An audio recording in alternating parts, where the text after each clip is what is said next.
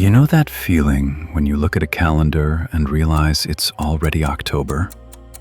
You physically recoil. You swear New Year's was just a few weeks ago. We tell ourselves it's just part of getting old. We laugh about it. But Richard Feynman, the Nobel Prize-winning physicist, understood something about the human mind that suggests this isn't just a feeling. It is a fundamental error in how we process reality. Feynman didn't just study atoms, he studied how we perceive atoms. And hidden in his philosophy is a disturbing conclusion. You aren't just imagining that time is accelerating. You are actively deleting your own life. And you're doing it to save energy.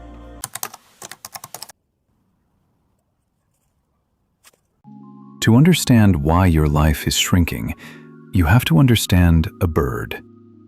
Feynman had a famous story about his father. My father had taught me, looking at a bird, he says, do you know what that bird is? It's a brown-throated thrush. But in Portuguese, it's a hontorapero.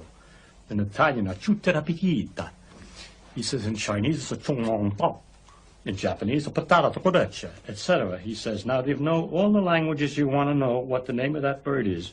And when you're finished with all that, he says, you'll know absolutely nothing whatever about the bird.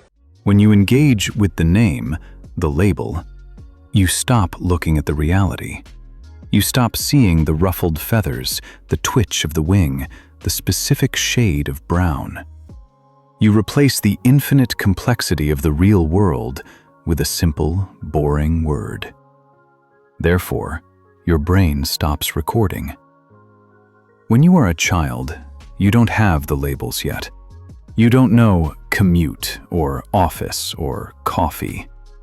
You are forced to engage with the raw, high-definition data of the world. Because the data is dense and new, your brain writes it all to memory.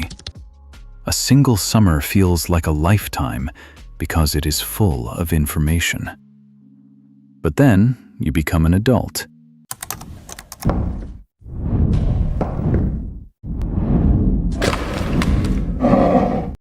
You become smart.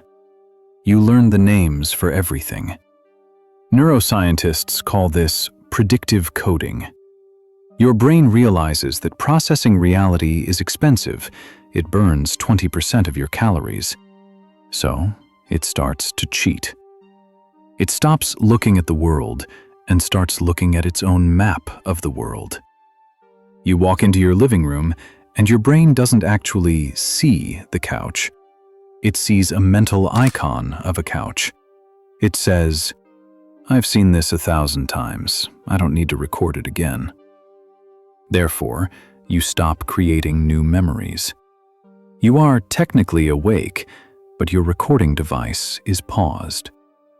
You drive to work, you sit in meetings, you drive home, and your brain treats all of it as duplicate data. It compresses the file. It deletes the footage. This is the disturbing part. You are living in a simulation of your past.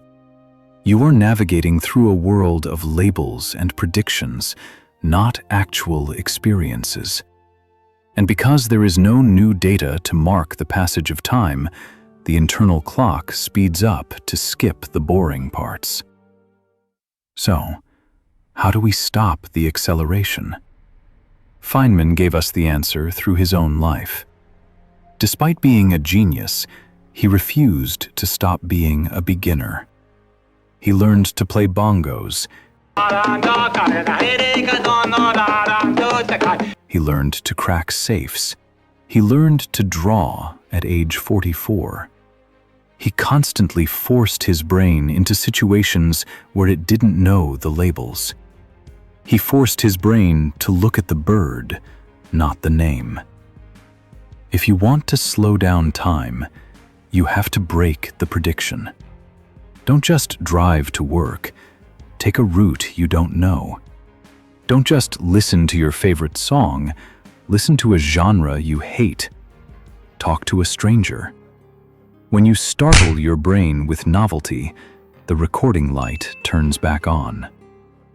The arrow of time might be inevitable, but the speed at which you experience it is a choice.